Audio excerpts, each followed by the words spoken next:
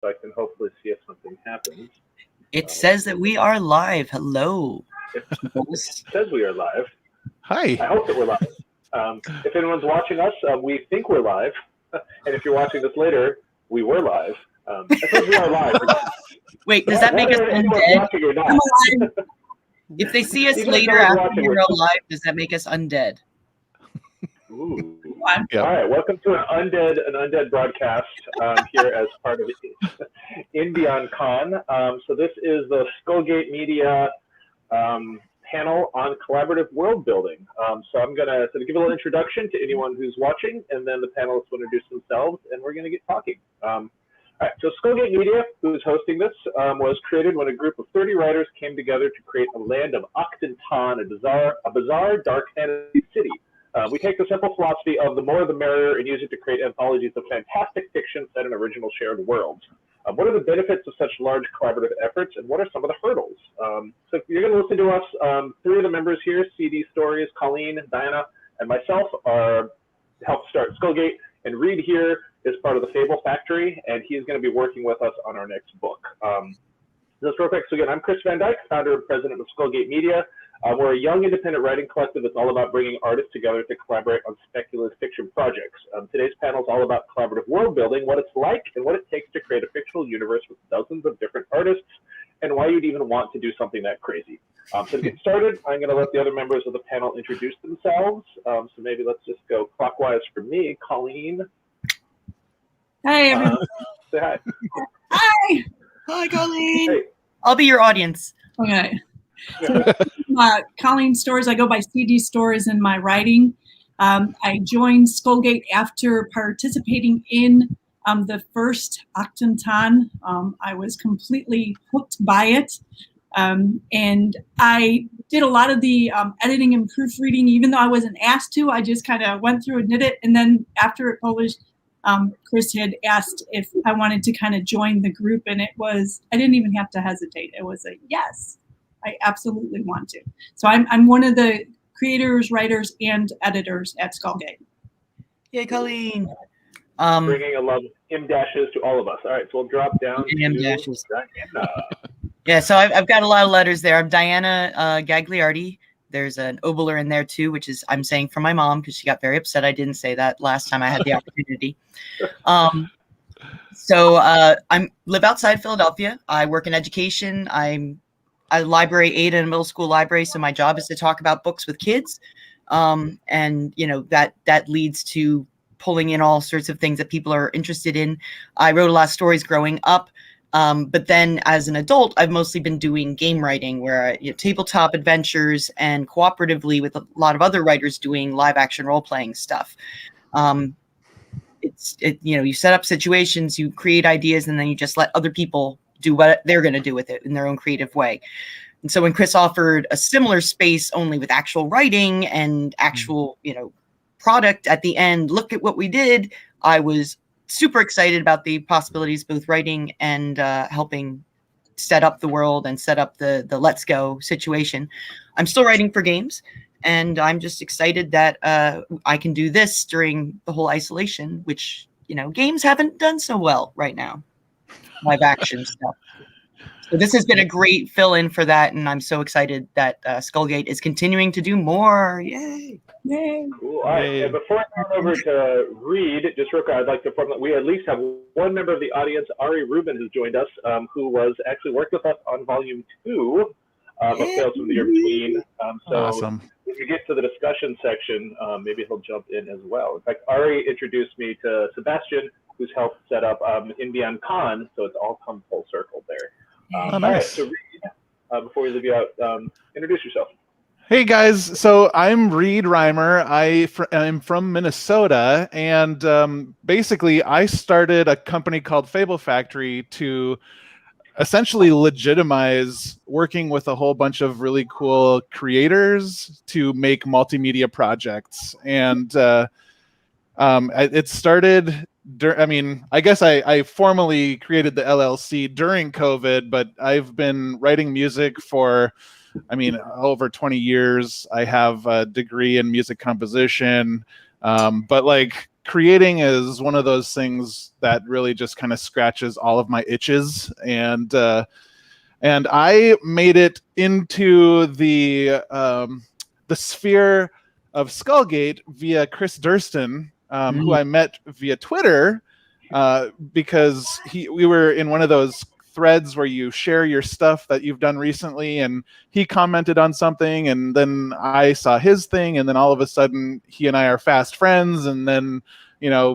like, cut forward 6 months and he's like, hey, let me introduce you to Prime or Chris, and let's get some music involved in this thing, which is like my whole modus operandi anyway with Fable Factory, which is to combine story with art and music and create just an immersive experience for people who are into the stuff that I am. Yay!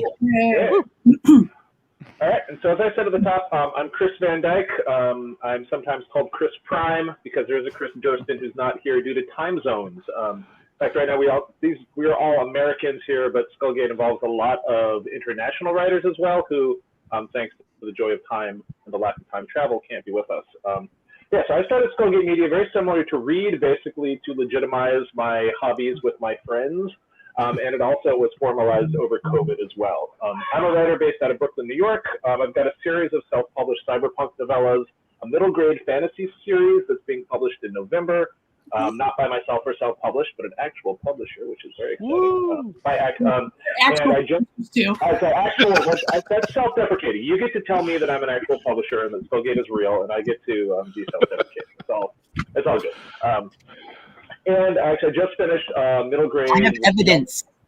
Oh, yep, there we go. But the biggest project I have going right now is probably Skullgate Media, which, sort of like Reed, was my COVID project to get it formalized.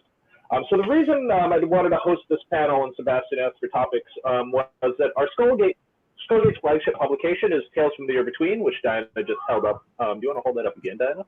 Yep. Thank you. And it's a biannual anthology series, and every 6 months we recruit a new group of about 24 writers. We start with a theme. So far we've done apocalyptic fantasy, a wandering ship, sci-fi, and pirates. And then over the course of a week or so, the group of writers creates a new original world. And when the world's finished, everyone creates a piece of writing set in that world. Most are short stories, but some are poems, advertisements, recipes, songs. We like a wide variety of stuff. And this time we're going to have some songs as well. That's what Reed's doing here. So we have artists create maps. Reed's going to join us to do a soundtrack. And so all in all, I was just interested, like, what do we do that seems a little, maybe different that we could talk about? And it's this collaborative world building. But obviously we didn't invent the idea of collaborating, and we didn't invent the idea of creating worlds. So I just wanted to start with, what drew each of you to the idea of creating a world with such a large group of people? Like, writers quite often are solitary people. I mean, musicians are as well. You can lock your room, close you up, and just do your thing by yourself. It's one of the things that's so appealing about our art. But at the same time, all of us have decided we want to get into this messy work of groups. Colleen, what brought you into such a large, somewhat messy project? It was actually your tweet. It was when I was going through Twitter, and I was actually, scrolling Twitter, and I see it, and my daughter's sitting next to me. And my daughter is a creative in herself. She has like 35,000 YouTube followers or subscribers, like called, because she has her own YouTube. And she's like, "Mom, you should totally do this." And I'm like, "Really? You think?" And I believe I was one of the ones to reply to the tweet. And I'm an introvert. I like to work by myself, which is crazy because I'm also a science teacher, but I'm an introverted science teacher, except in front of my students. And so the idea terrified me, sharing my work with someone. And if it wasn't for my kid and my dad, like, going, do it, put your work out there, I don't know if I would have, because it's a very terrifying step as a writer, putting your work out there and, possibly getting rejected. And I probably have enough rejections on other things to, wallpaper my study. But just the idea of being able to work with people. And now that I've found the Skullgate family, and seriously, I think of it like as my family. It's just, I don't know what I would do without you guys. It's, but so much joy to my life, so, We are very. I'm very happy that you're there, keeping all our M dashes straight. Like, Everybody makes fun of me for the M-dashes. no, it's no. Misunderstood. I'm sorry that I'm so sorry you felt like it was made fun of. I am like seriously hardcore in awe of your editing abilities and your complete knowledge of grammar.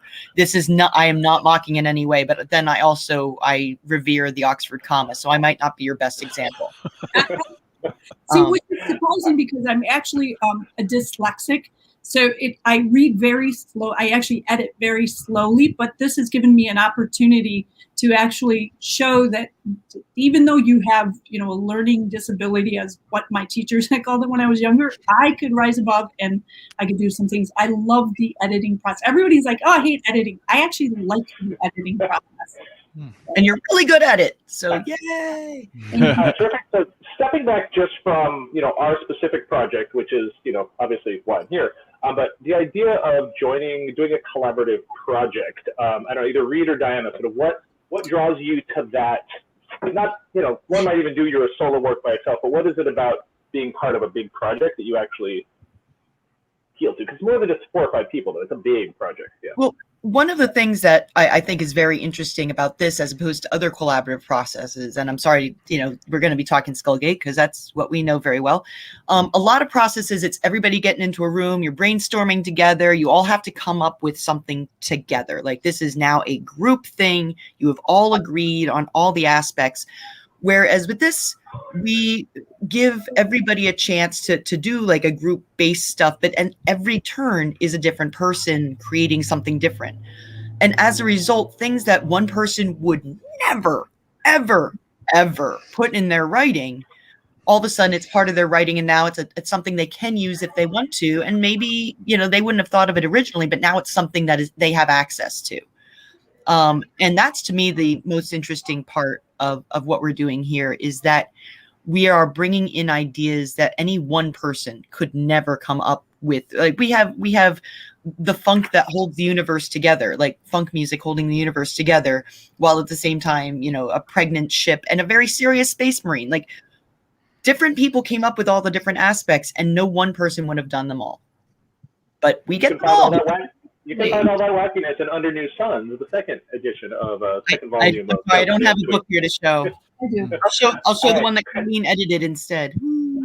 All right. So Reed, before this just becomes an advertisement for our previous books, because we have not actually, we've sort of started collaborating, but it hasn't really started yet. We've thrown some ideas back and forth.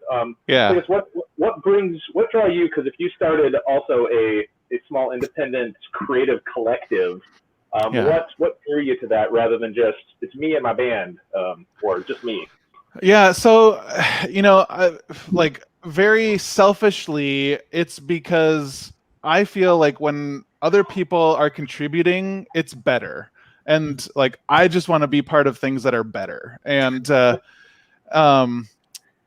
like playing games, like I'm not really a gamer, because the only type of game I like is co-op, because I feel like when there's somebody by me, whether it's online or like playing, split screen or something, it's just easier to kind of face the darkness, as it were.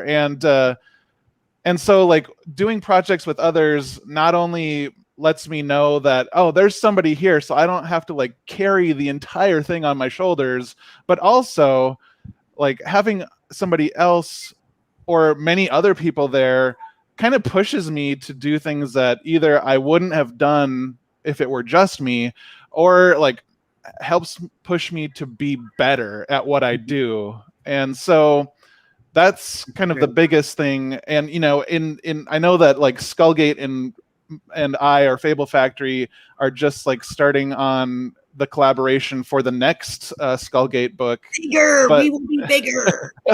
Yeah, but like, it's like, okay, so it's gonna be like this cool concept. Oh, now I get to write something that is representative of this, which I have never really thought of before. So I get to try something new, and I'm using it as an excuse to bring on another friend who writes music in a style that I don't, and be like, hey, do you want to do this with me? Let's do this together and make something really cool that that'll be awesome for this project. So that's like why collaboration is cool.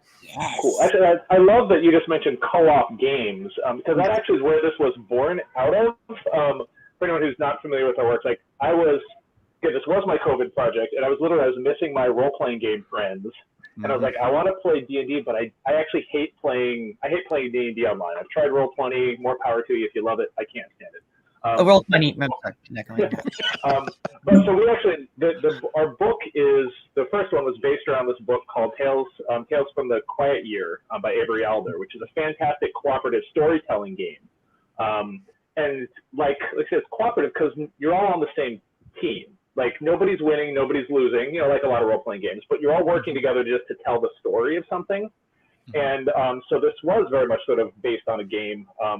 I dungeon master. I love D&D like most people, but my favorite games are a system called Powered by the Apocalypse, which I don't know if anyone here has played those. But it's not game master and player, which as much as I love, like I write an adventure, my players go through it, they say great adventure. Powered by the Apocalypse, basically when the players do good rolls, they get to take over the narrative. And so it's very much like, if you do a perception check, and normally in D&D it's like, yep, you see the orcs, or no, you didn't see the orcs. They make a perception check, and I'll literally say, what do you see in the bushes? And the players will then tell me what they see in the bushes. And so in that sense, too, it's not just co-op. It's the players and the dungeon master are making up the game. And what I like is I get bored easily. And I love the sense of surprise that collaborating with other people brings me. Like when I play that game, I don't know how the adventure is going to go because I don't know what's going to happen.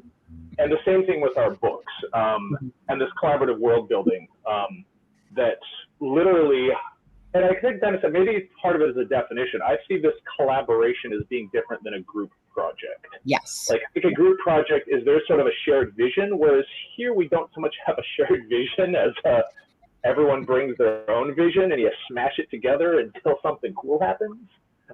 Bring a dance, giant dance. Yeah. Giant ants. We did not anticipate giant ants. When the giant ants were introduced, I was thinking, what did I get myself into? But I've come to love them. Yeah. So I have an honest to goodness ant phobia from when I was 10 and attacked by army ants in Kenya. So when giant ants came into it, I said, oh my God, Chris, what did you do to me? I have a much greater love for ants now, given all of the information that we've gained about them and all the people who did serious research because they want, okay, if I'm putting giant ants in my book, how do they act?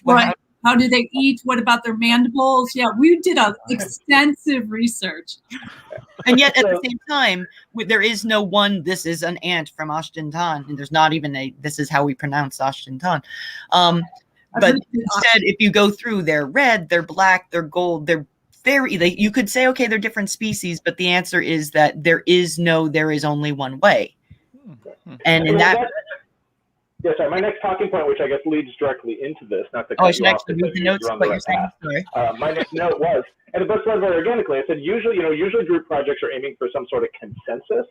And I was wondering, with these sort of projects, and either read with the projects you've done as well, like, is consensus even a goal? How do you move forward if you're sort of embracing those contradictions in a way that does still work? Because at the end, we do want something that's aesthetically pleasing and also that people don't hate each other when it's done, right? So are there some things that you put in place beforehand? Is it more just having a shared sense of what success will look like? Like how when you have this many moving parts, do you then walk away with something which is as cool as either the books we've done or like some of the music I've seen, like the Cthulhu Dreamt is an amazing project that has a sense of vision about it. If you guys haven't checked out Reed's progressive melodic metal Cthulhu project, it's pretty darn good.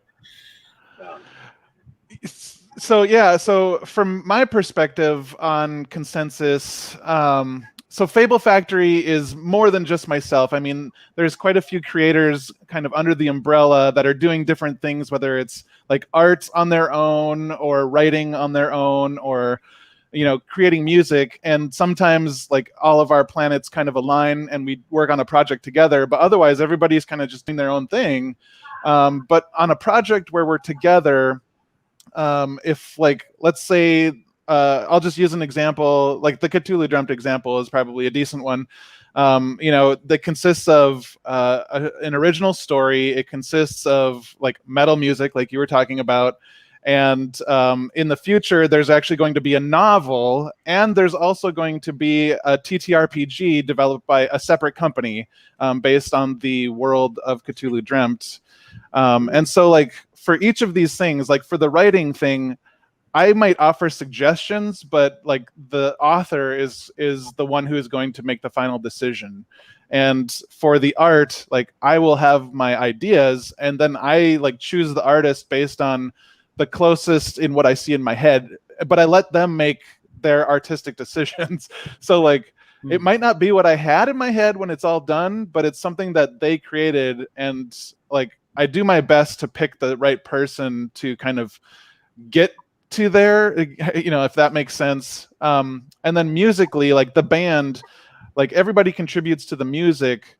And there are times where, you know, one person might have one suggestion and another person might have another for the same part, and we'll try it. And then like, because this aspect of it is kind of like my baby, like I will take the onus of decision making and like the final decision on that for that portion of it. So consensus, you know, I'm open to everything, and then for like the part where I'm the lead, like I will make the final decision. Right. So that's sort of collecting people who you have faith in their artistic ability, so that you can, like, I guess like most good, you know, project managers, it can be you do that part, and I have faith that you're going to do something awesome. Yeah. From a LARP perspective, it's very different. We spend a lot of time saying, how do we make it so that, you know, the players are stupid? How will the players do whatever they can to break stuff? And any LARPers out there, especially if you've LARPed with me, I'm sorry, you've seen some of the stuff people have done to break. I had one guy decide he was all of a sudden in the middle of Shanghai going to run the Persian embassy. And he got a lot of people out of Shanghai in 1939 in that. But the GMs were never expecting someone to take over the Persian embassy. Just wasn't ever in the game. So you have to keep that in mind. Some, you know, yeah, people will do their own things and they will bring something amazing and interesting and new, and you would never imagine it. But you also have to put in the guide rails so they don't break the game. When we had a 12-year-old character, it's like, okay, be careful what you're doing with this character. They are 12. You put certain box around them. Yeah. You know, I see Eric's question there about how do we keep the vision of the project from not feeling disjointed. And the way is that we all together make a world. And once the world is done, everybody's in that world. So you're only disjointed after you've done the whole big thing together. You make a big platter of food. Everybody's working on the food together. And then you put it out buffet style. Everybody takes what they like and goes to a different spot to work and to eat on it. And they might sit with other people and work and eat with them, but often not. It's just, it ends up being this amazing meal together. Oh, look at the metaphor. Look at that metaphor, that worked together, yeah. Yeah, I mean, I suppose when I first did it, I was thinking a lot about improv theater, which I guess we'll get to. We're going to talk about music later a little more. And so that, like, obviously, if you've seen bad improv, like, the cliche is it's the no. Like, the whole thing, if you've done improv theater, it's, you know, yes and. Like, you accept what the last person said sort of as canon and truth, and then you add something onto it. And it's always about building. And so, yeah, someone sort of has to take that first step and sort of just say something, and then someone builds on it.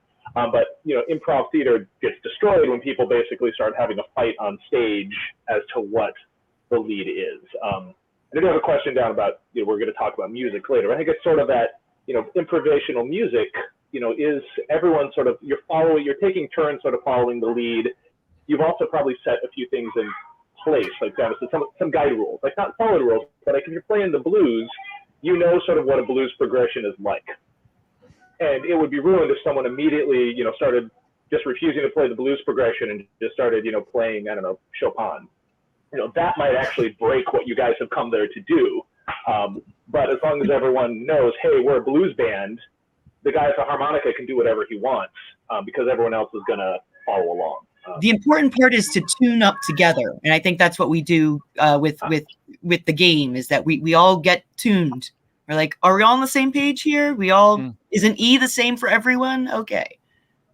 Yeah, and we have for each of our games, we have used rules. Like I said, we actually take these sort of world building games, and I think that helps. Like in some sense, people talk about like art as having infinite imagination, but constraints, and I'm sure this is true for music as well. Constraints can be very useful.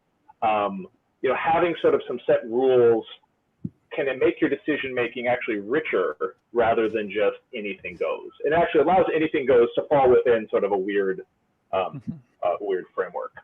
Colleen, you got anything about how this all how these things work together? I really like Eric's question of how to make sure it's not too disjointed, because our books have definitely gotten weird, but not disjointed. Well, one of the things that I really like about what Skullgate does in particular, and I have been in other collaborative projects with other publishing groups, but one of the things that I really admire is how we build each other up and we share our work. And so that was a challenge, but it was also a welcoming thing to do, to read each other's work, to be able to give some positive feedback, and then to build off of those. When we were doing Achten Tan, I was actually panicking because the deadline was coming and I still hadn't come up with the story. I could not get the giant ant. I'm going, what the blank am I going to do? And I was hiking in Moab and I started reading other stories of how they did it. And it was when I was hiking, all of a sudden something hit, and it came from reading other people's works and kind of getting some ideas and building off of those. And then as we progress, like through Under New Suns and, through the new upcoming book, which releases next week. Tuesday. Yeah, Tuesday. To be able to like collaborate with each other and to kind of build off of each other, I think is something that makes the books even stronger. The difference between that and let's say like when we did Lonesome Voyages was it was collaborative in a sense that it had a similar theme, but all the stories were written beforehand. We chose those, we edited those, where the three that we had, the Achten Tan, the Under New Suns, is different because it really was a joint collaboration. Where I remember Under New Suns, I was working with Phoebe Austin, a fantastic, fantasy author who would DM me, kind of like in the middle of the night because she has 4 small children, and so she had to write like when she could. And she's like, "How does this work? Does this work?" And that's what I really liked about it was we got to work with each other, and use each other's backgrounds and use information and build our stories together. So a lot of them wove together. If you read some of the reviews of people who've read our series of books, they'll say how seamlessly the stories go together, that it's crazy that there are 30 different authors, yet it feels like it's fluidity. So, and that's what I think is unique about what we do. Did that answer? Did I go off the rails? It does, yeah. But it sounds like a conversation, yeah. Yeah, and that actually brings up a thing that is different about us, is that like we're not, okay, all the authors write their things and then they send them to people who are only editors, who send it to people who are only publishers. All of us are writing, all of us are editing, all of us are giving feedback. We have a nice little setup so that everyone can have a thing in it. So once you've written your piece, you're not necessarily done. You can be, but if there's more you want to put into the community, you have that option, which I think gives us, again, a greater connectivity than others. And I'm sorry, there's a cat coming. Here he is. Oh, my cat must have heard your cat, because there's a cat coming here as well. So let's show off some boys. Just the cat up from the desk. So the cat's on the collaborate. It's cat o'clock. And so this, I know when Reed was talking about sort of the individuals earlier, so is there any sense of how, like, when you're approaching a project like this, how do you handle the inherent tension that's between the individual and the collective? Like, so far it sounds like conversations. It sounds like also picking people that have a shared goal, perhaps. But all these projects do involve large groups, which is obviously made up of individual people, all of whom can't help but have their own ideas, expectations, and egos. Is there a sense of having to balance those two contradictions? Is it, as long as you started out right, it's just not an issue. I don't know if anyone wants to talk about balancing individual and collectives when it comes to a project with this many moving parts.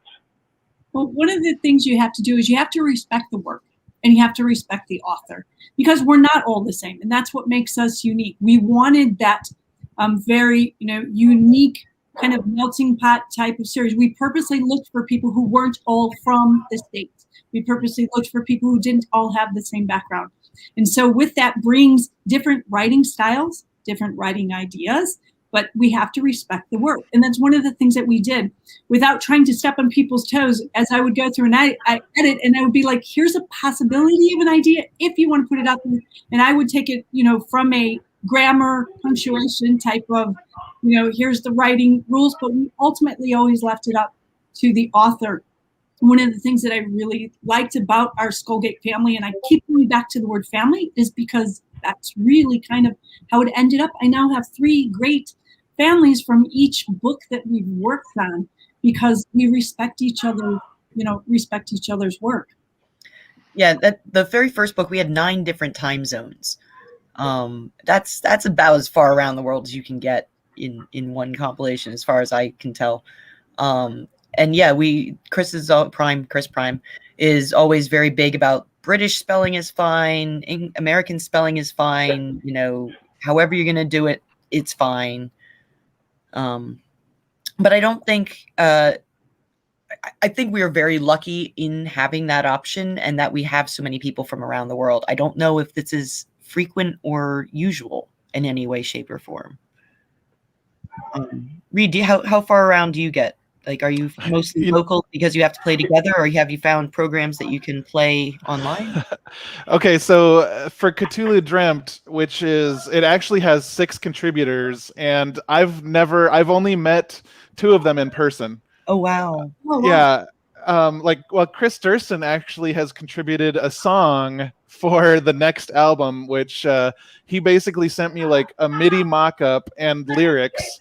And then I took that and put it in my system, and then just put in all the different parts and sang on it, the lyrics that he wrote. And I asked him to record some stuff as a newscaster or something. So there's actually, Chris is going to be in the song, not as a singer, but as spoken word. Yeah. And we all know, but Chris is in England, so I don't have any of us actually met him, even though we all hang out with him frequently. Okay. I've not met any of you guys in person either. True. The only one I've met in person actually is Steve Bear from Underneath. Diana's the only person here that I've met in real life. But okay, yeah. But it hasn't been frequently or recently.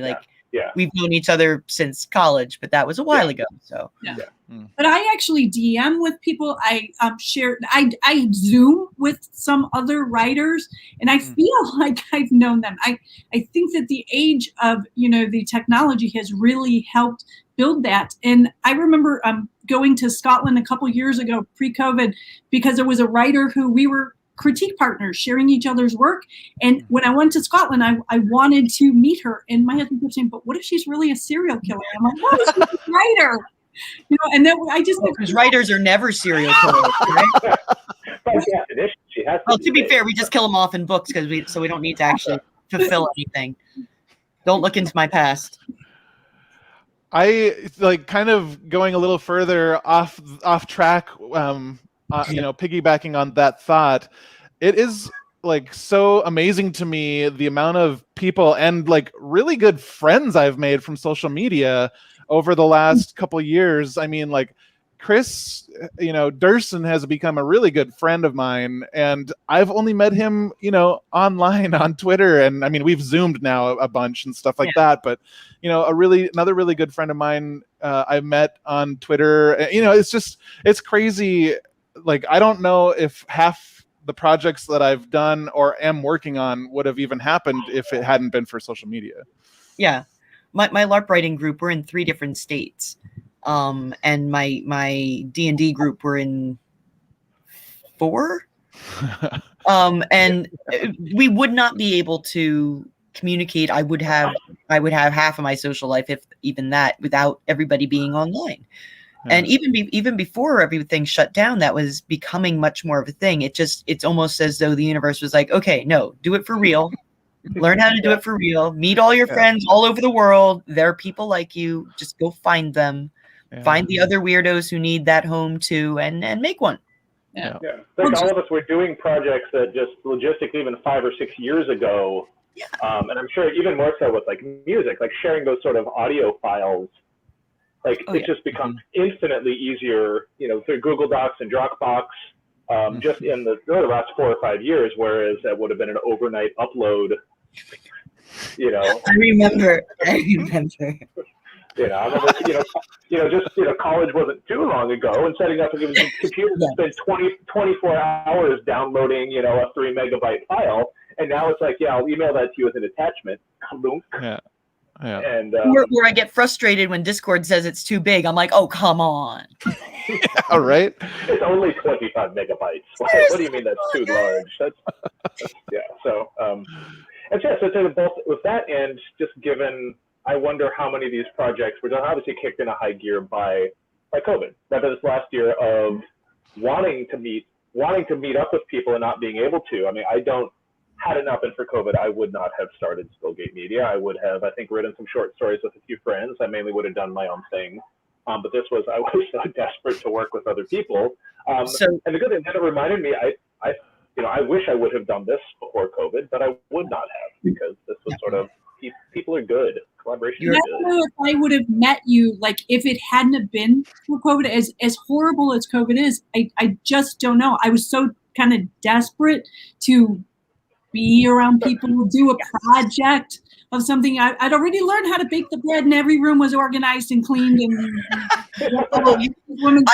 I'll switch houses with you for a little bit if you like. Yeah, I'm telling you, one of the best things that have come out of it was, meeting, Chris and Debbie, and Chris Terry, and Debbie, who's in Israel. It's like, and having these on my shelf along with several other publications. If it weren't for that kind of thing, I don't know if I would have been on social media as much. I don't know if I would have put myself out there. So. Yeah. And I mean, Skullgate is awesome, but I do want to throw out, like, Chris is amazing, and the books would not look this good and this professional if Chris right there wasn't just super, super dedicated and spends way too much time on these things. Oh yeah, they're the most professional looking, like, amazing covers, and they're phenomenal stories. That's what I really like about them. It's they're phenomenal stories. And I'm not just saying it because I'm like up here with these two, but it's just I found some really good authors to stalk on, and buy their books, and, so in building a TBI. So. And I guess that's where the collaboration gets in. Like, we are sort of a collaborative projects allow you to be sort of a Voltron or a Captain Planet, where everyone brings their own superpower. But together, your Megazord is more powerful than the individual Power Rangers. And I guess back to the actual topic that we have of the collaborative world building, which is nominally the topic of this conversation. One thing I like about when we said it's sort of messy is the real world is messy. Sometimes I feel like when you look at fantasy worlds or sci-fi worlds, if they're the vision of one person, they can very sort of neat and fit together. What I've liked about our worlds is they don't necessarily always make logical sense. And that fits in the real world. Like, I don't think J.R. Tolkien would not have invented, cling wrap, the model of the Eiffel Tower that's in Las Vegas and, Dubai. Like, that's not the product of one mind. That's just the craziness that is humanity. So I think in some sense, all these different ideas coming together in some ways mimics more of the messiness of real life than necessarily having a spreadsheet with all the roots of the Elven words that you've made up. As much as, I'll also do that as well. My goodness, did you just throw shade at Tolkien? Oh my goodness. I did not. I threw shade at myself. I've got Elven tattooed on my wrist, so I can throw. True. I know you do. All right, so actually, Reed, back to getting some music. Do you think there's a different approach when starting a musical collaboration? I mean, in some sense, there's sort of different technical moving pieces, which are a little, different in the sense of, like, 24 people, all of them know the English language and all sit down to write. Like there are different sort of technical expertise different musicians might bring. I don't know, do you think of, I don't know if you think of it differently, since I don't know how much writing you do per se, and I don't do a lot of music, so I'm trying to ask this question in a way that makes sense. Yeah, well, so like the collaborative process for the music portion of it, and I'll go back, I'll like keep, like, you guys are rocking the Achten Tan stuff. I'll keep beating the Cthulhu Dreamt drum, because that's the one that for me like is kind of most present in my life anyway. But so like the writing stuff, the writing exists, and I help with that too, but I'm not a writer.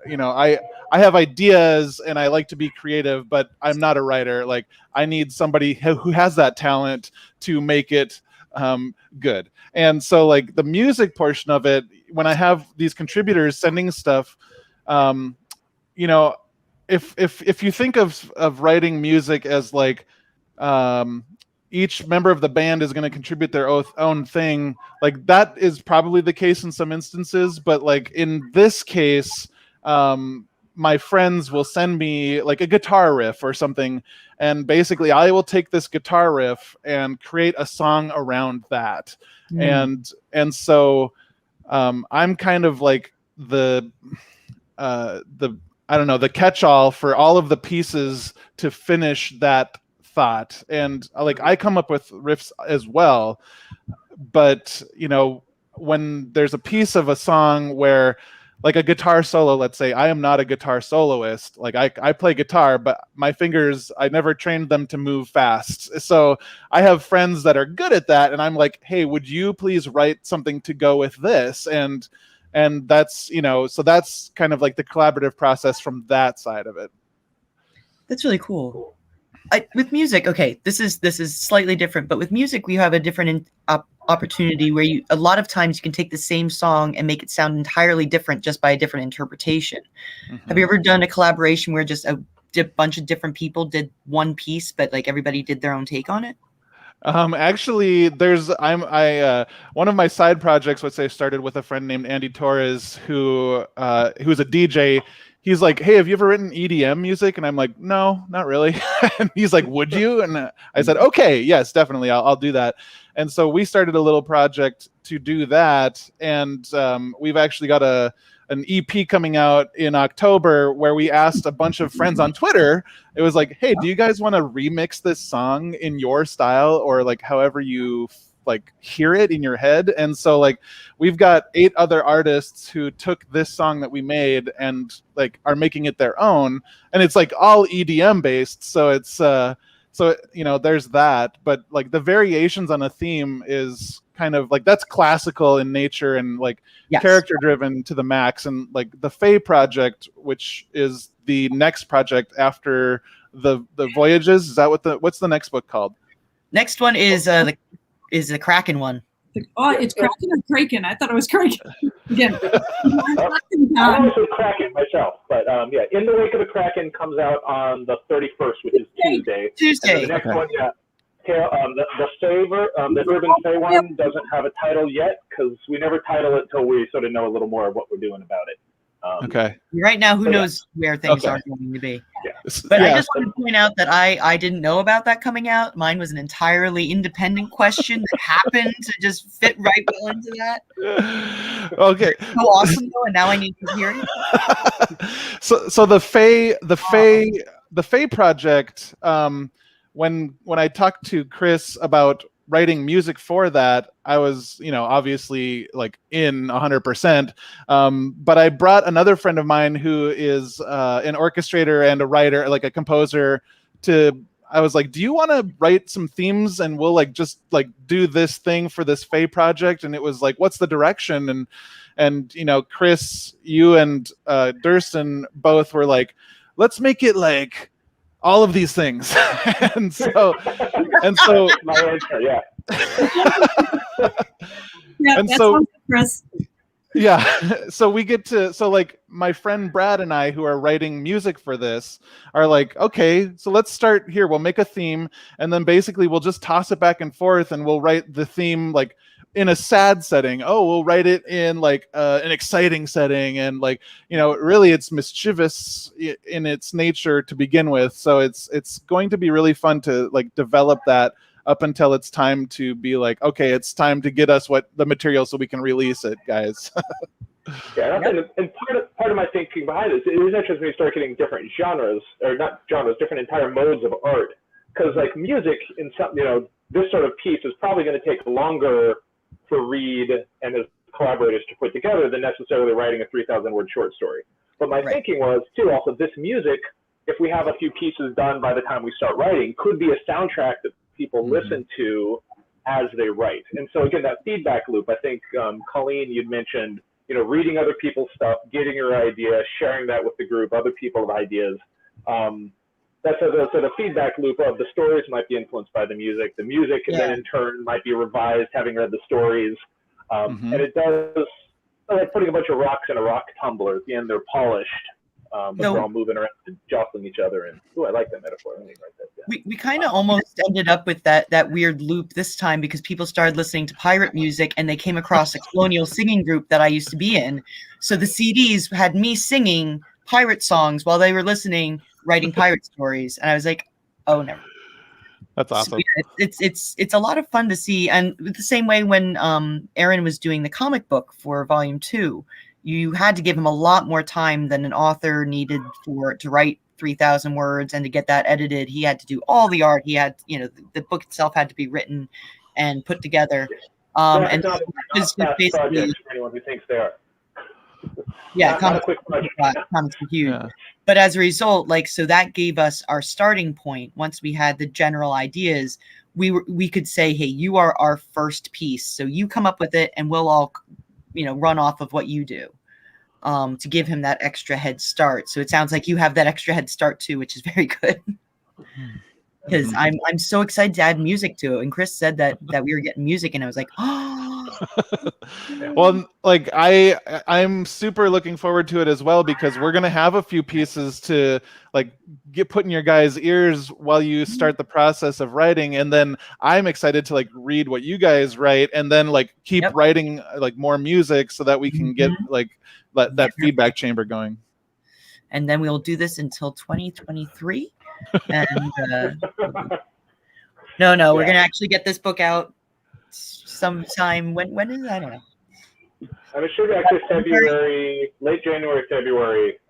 So far, our schedule has been like every 6 months, which I know at some point we might need to slow down because it's pretty fast. But on the other hand, I hate the idea of only doing a book a year because I like them so much. So we'll see. But we do have the other projects in between too that keep us busy. Yeah. Like right now, I'm trying to get through Winter Wonders, the editing on that, after just finishing up the Kraken and then going into Debbie's Speechless, and so we have other projects coming in, and then there's like side project that some people have ended up doing for a different collaborative project that I actually don't know how that's going to end up coming out. But so people are still talking, even if they're no longer in the Skullgate books together, they're doing other things together, and they've made friends. And now all these people that, we may have been the initial like hub of the wheel to get those spokes together, they're all doing their own thing now and creating new worlds, which is awesome. Yeah. And I think adding the music to it is going to add a whole nother dimension to it, because I find music very inspiring. Not only do I find I like to write in different areas because, like out my windows, I'm in the room that has, 2 sets of windows that overlook a garden and overlook a forest.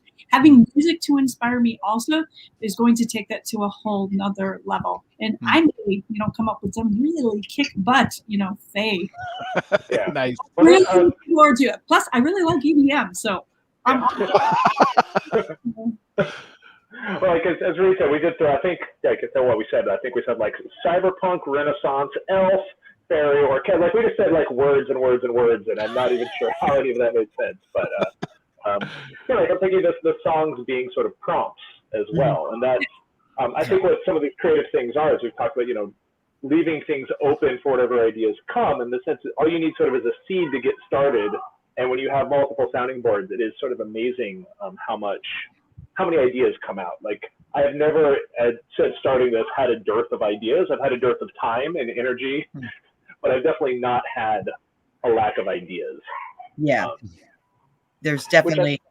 It's in some ways it's tough to like. I want to make sure every author gets a chance to come in, but we only have so many spaces and so much time. And I'm like, okay, somebody else can take a spot that I might write in because other people need to get into this. It's so cool.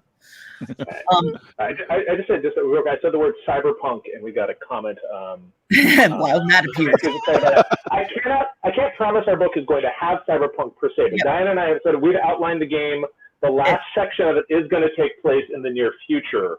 So I'm suspecting we're going to have some cyberpunk elves as part of our urban fae, because the book is going to wrap up around 2000. Was it the year 2180? Is that the 2180? Yeah, and it's not as though I don't have all of Shadowrun second edition.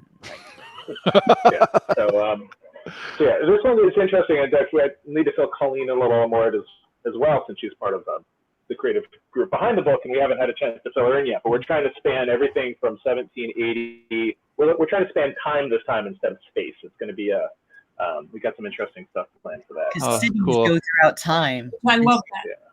Can I be a traveler in that? I love time travel. There you go. You know what?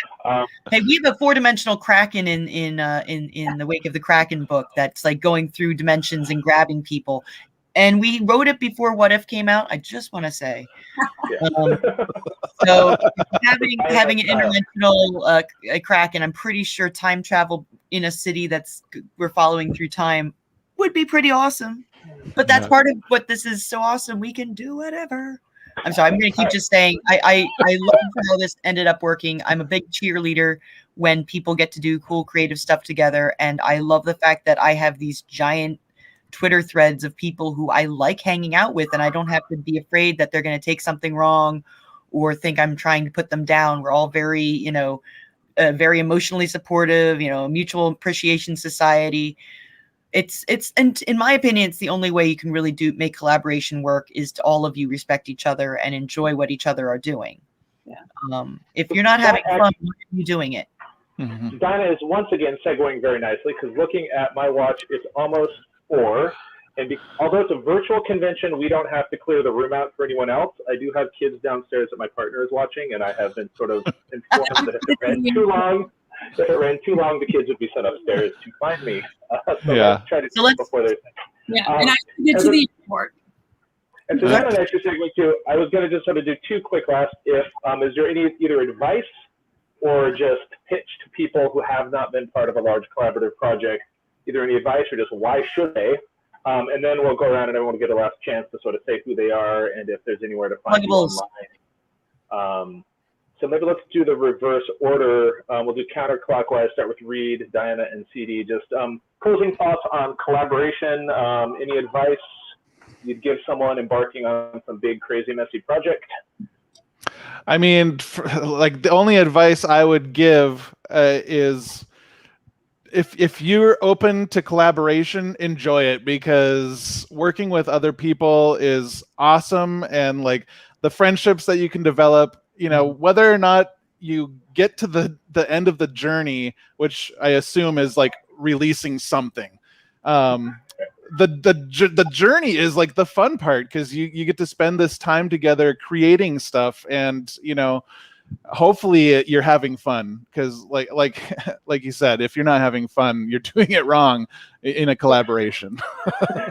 Unless you're making a lot more money than I am at it, you're definitely make sure you're having fun. I with my LARP group, one of the things that I found has been most helpful is don't assume malice.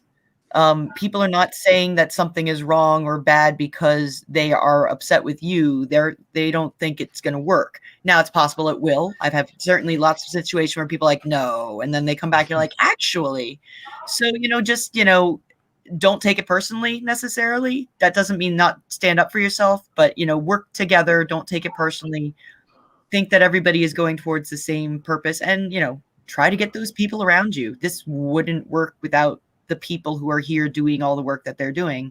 So respect that, and try to make sure you're doing your own stuff and helping out, which I always feel bad about, because I never feel I'm doing enough, but at the same time, but with everybody doing stuff, things don't fall through the cracks as easily because there's lots of hands to catch it. My whole thing is, again, I'll just kind of piggyback off what the two of them had already said. You just have to be open. You have to be willing to put yourself out there and be vulnerable. That's the best advice I can say, is be vulnerable. You can't take it personally. It's business. And come with an open mind. The more open your mind can be, you can end up with a really cool giant ant or swimming turtle, or a ship giving birth to another ship. And they sound mind-blowing at first, but if you open up your mind to things, you get some really creative, amazing work. So be open when it comes to the world building. And again, have fun with it. Yeah. Cool. Be kind. I let everyone go first so they could say everything that I was going to say as well. Yeah, Good job. It's about having fun. I think picking the group of people you work with is the biggest step, because if you do surround yourself with people that have a similar attitude, you don't need to worry about it. I like what Diana said about not assuming malice, assuming best intentions. If everyone is gathered together to have fun, that is going to get rid of a lot of them, misunderstandings to begin with, and just, put something out there in the world, whether that you're selling it, whether you're putting it out as like a modern day PDF zine, whether you're uploading it for free. It's going to be a lot of fun. So we're going to wrap up. Let's go around. If anyone, I know, Reed, do you want to say a little about Fable Factory? And anything we say now, any links and social media accounts are going to be on the YouTube description page, where you can watch this if you came in late as well. Yeah. Reed, do you want to pitch Fable Factory in any of your projects right now? Oh, sure. Yeah. So Fable Factory is not only just a creative workshop for a bunch of amazing artists, but it's also kind of like a haphazard music label too, which has a couple indie artists on it, including one who I've seen in the chat, Sorath, his artist's name is Weiss Grauschen. And they have a new EP coming out on Monday, I believe it is. Correct me if I'm wrong, Weiss. Let's see what else. We've got EDM releases every month with Matching Raptors. That's the EDM group. I, with Cthulhu Dreamt, am working on the second album now, which releases early 22. And Fable Factory has teamed up with a company called Action Fiction to create a TTRPG based on the world of Cthulhu Dreamt. And that Kickstarter starts, I believe, in April right now. But that's mind-blowing to me that that's happening at all. That sounds cool. Yeah, and then like the Fae project with Skullgate, whenever that releases, whether it's January or February, but that will be an EP or album of original, crazy, cool music that is in process now. Cool. We're gonna have to talk offline when it is about the tabletop role-playing game thing, because that is one of my fantasies ever since we started our first book. So. Oh yes.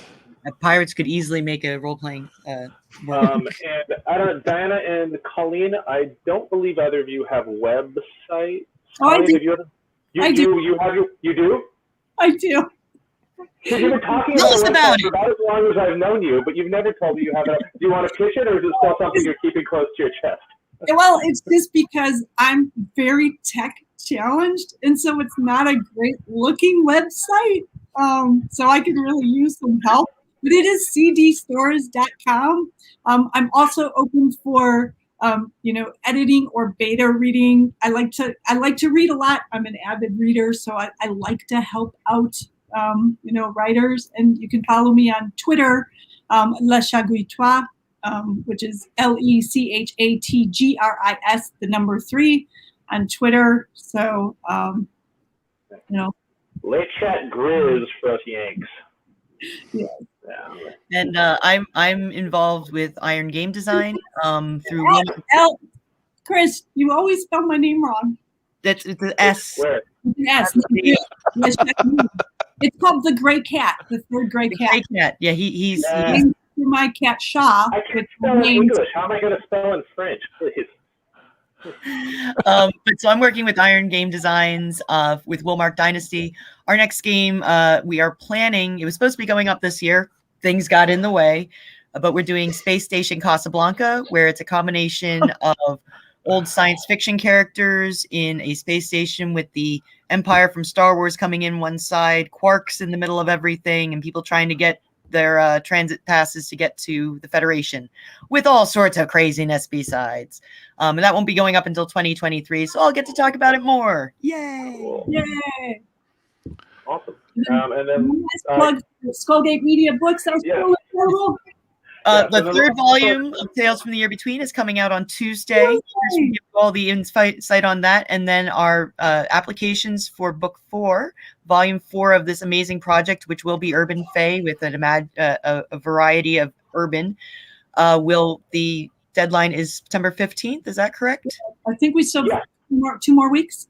Yep. Yeah, so if you are watching this live and or watching this before September 15th on YouTube and you are interested in applying, you can go to www.yearbetween.com. It is more of an application process than a submission process because, as we've been talking, we are looking for collaborators, like we've been talking about for the past hour. We're not just taking stories. We want people who want to work with us.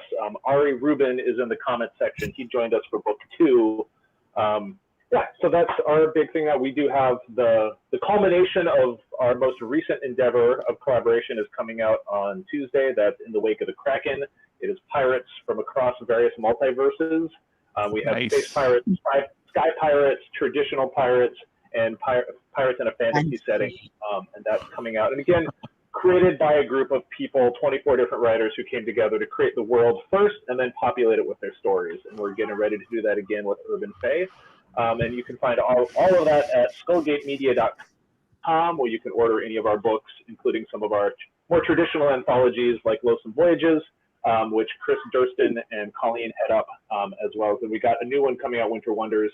And we're also gearing up to put out our first sort of homebrewed novel as well. Debbie Bianco Haddad, who can't join us because she's in Israel, and it's very late there, actually took the world that we all collaboratively made for Achten Tan and wrote a novel set in that setting. So our first novel is grown out of our world. And she asked a whole bunch of different authors, like, hey, can I use this piece from your story? And hey, can I use this piece? So like, I've got like one of my gnomes is apparently in there, so I have to read it. I'm very excited. So if you do read Achten Tan, all those different pieces and get put into one person's vision, which is a different way of sort of filtering all this collaboration. But it will never end. So I'll wrap up there. You can find you can find out more about Reed's projects at fablefactory.org and Skullgate's work at skullgatemedia.com, and follow us on Twitter at Skullgate Media and all the various other places. So great. Colleen, Dana, Reed, thanks for joining us. Reed, I can't wait to get more work on this Urban Fae. And for everyone who joined us online for the live stream, thanks for stopping by. Yes. People from the future who are watching us, we like you too. I'm going to hit the end broadcast button now. All right.